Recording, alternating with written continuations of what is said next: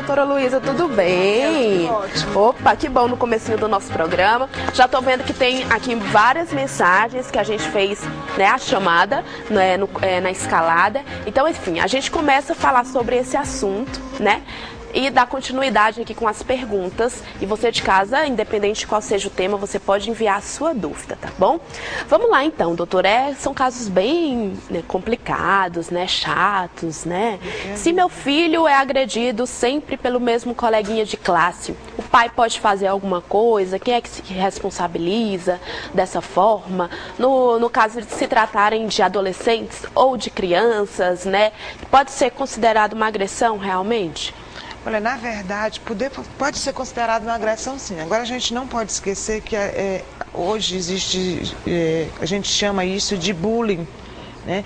Bullying é aquela situação em que o aluno ele é constrangido constantemente pelos colegas pelas mais diversas situações, ou porque ele é gordo, ou porque ele é magro, ou porque ele é preto, ou porque ele é branco, ou porque ele é amarelo, ou porque tem os olhos puxados, ou, enfim, aquelas situações que o faz diferente dos outros, ou não, às vezes por mera antipatia, aí ele é escanteado, ele é chacoteado, ele é ironizado, ele é satirizado, inclusive de maneira muito severa, né? Quem é que pode fazer? Quem é que é responsável por isso? O pai deve procurar a direção da escola, que a direção da escola, por sua vez, deve chamar a família daquelas pessoas que fazem esse tipo o bullying com aquela criança e deve juntos tomar uma posição.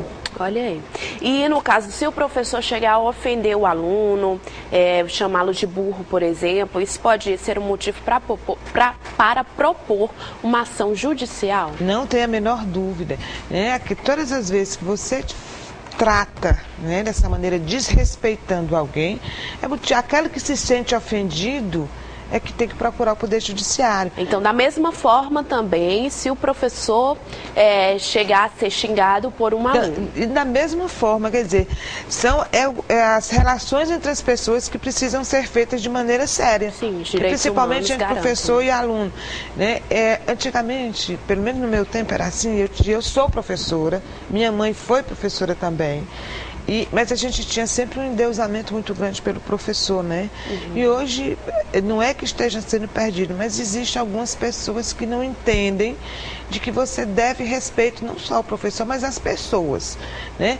E nós, professores, devemos também, não podemos nunca esquecer que o aluno está ali para aprender, mas merece todo o nosso respeito. Olha aí, muito bom, né? E até que ponto a escola pode intervir num caso como esse, entre professor e aluno, aluno-professor? Olha, na verdade, ela sempre vai poder intervir, porque, olha, o professor trabalha para a escola, presta um serviço para a escola no sentido do aprendizado do aluno.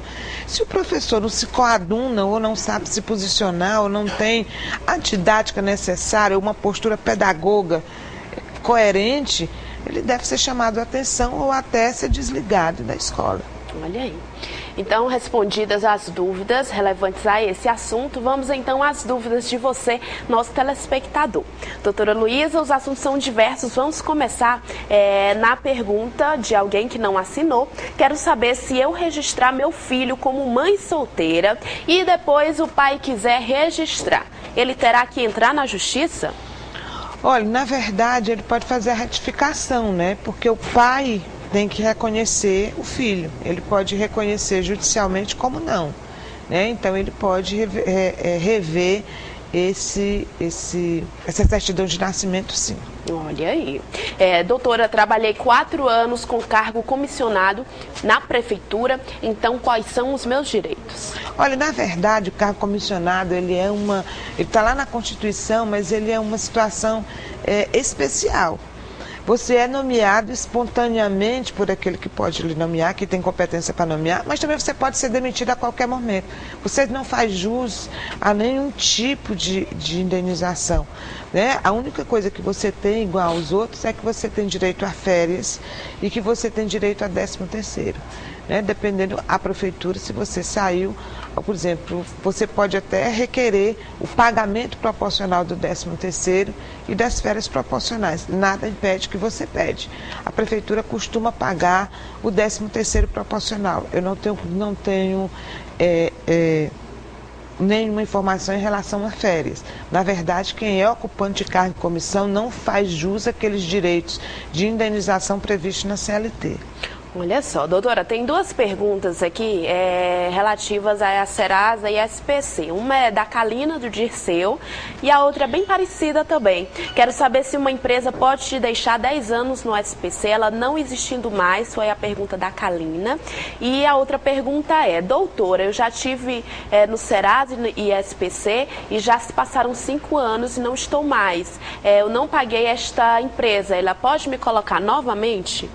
Olha, na verdade, quando a empresa coloca você no SPC e no Serasa, ela está se utilizando de um direito concedido pela lei, dizendo que aquela pessoa ela não honrou uma obrigação que tinha com aquela empresa. Depois de 5 anos que a gente entende que aquela dívida prescreveu, então o seu nome é retirado. Isso não quer dizer que a dívida tenha deixar de existir, não. O seu nome é retirado da lista negra, como se diz, porque a lei não admite que passe mais de 5 anos, mas a dívida continua. Né? Você continua devendo. Enquanto você não pagar, você é devedora. Então, embora seu nome não esteja lá, isso não quer dizer que ela não possa informar para as outras empresas que você continua devedora. Então, ela não vai voltar o seu nome ao SPC, claro, a não ser que você faça uma outra dívida, que eu acho muito difícil, principalmente naquela empresa. Mas você continua devendo. Olha aí, doutora. O fato do seu nome sair do SPC não quer dizer que você deixou de dever, não. A dívida continua. Então, tem que pagar, né? Tem que pagar. Bom, agora a pergunta relativa à família, sempre com muitas dúvidas, né, das relações familiares. Me chamo Madalena, moro com um homem há 11 anos, tenho 2 filhos com ele. Ele não é divorciado, tá? Ele já foi casado. E se ele chegar a falecer, quem tem direito à pensão? Eu ou a ex-mulher? Olha, na verdade, se ele é casado, a ex-mulher nunca vai deixar de ter direitos. Né? Ela tem direitos. O que você não deixou dúvida aí, o que você não disse aí, que às vezes a gente precisa saber para poder dar uma resposta coerente, mas de antemão você tem 2 filhos com ele. Se são registrados como filhos dele, esses filhos vão ter direito a algum patrimônio, alguma pensão que porventura ele vier a ter. Agora não esqueça, se você não tem, se ele é casado, continua morando com a esposa e teve 2 filhos com você, isso não é caso de união estável, isso é concubinato. Concubinato não traz nenhum direito para a mulher. O que traz direito para a mulher é aquela união que a lei reconhece como estável. União estável são aquelas pessoas que vivem junto, que moram junto, que por alguma razão não casaram.